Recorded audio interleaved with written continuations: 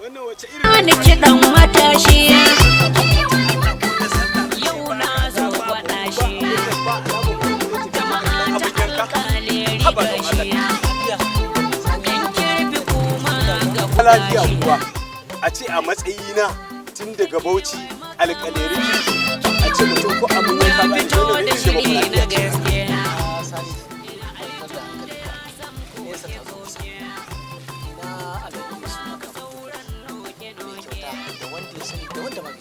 ina jin labarin sa yana ne yana kyauta kamar inda rudo haka yake bada alheri yake faruwa ne kan anan kai kula da kai karka dakata mana kai ka kana da abin da zaka yanka ranar sallah ga saniya ga rago ga kuma akwai awaki wa ya gaya maka mu dan fulani ba ma yanka shanu sai dai mu yanka rago to ku dakata ai musamman abin da ya shigo da shi siyasa kenan domin ya taimaka wa talakawansa kai ƙarya ne kai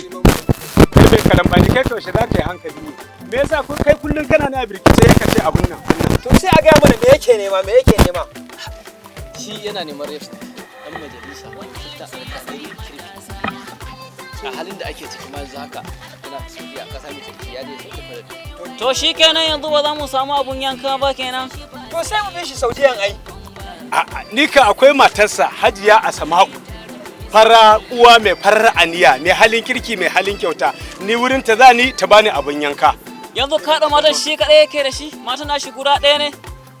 a'a ka kwantar da hankalinka ai matan da su ba guda ɗaya bane bayan Hajiya Asma'u uwar gida akwai anti Zainab akwai anti Aisha akwai kuma anti Hafsa wa'annan dukan su matan su ne sannan kuma suna alkhairi tamkar da ruwa bakin garo a to ni ka ai wajen anti Hafsa zan je ai wallahi anti Hafsa zan je ni ka kai din ma ba ni ɗaya ba kai din ma bi na za ka yi to mu je duk za su iya mana ai su ai kyauta halin su ne sun gaji mai gidan nasu to jama'a zaɓi na gari shine jin daɗin mu talakawa mu zaɓi Alhaji Kabiru Muhammad Yusuf Makaman Juguri a matsayin dan takarar reps na alƙalai da kirfi don jin daɗin mu domin mu samu mu yi mu cikin aminci cikin koshin lafiya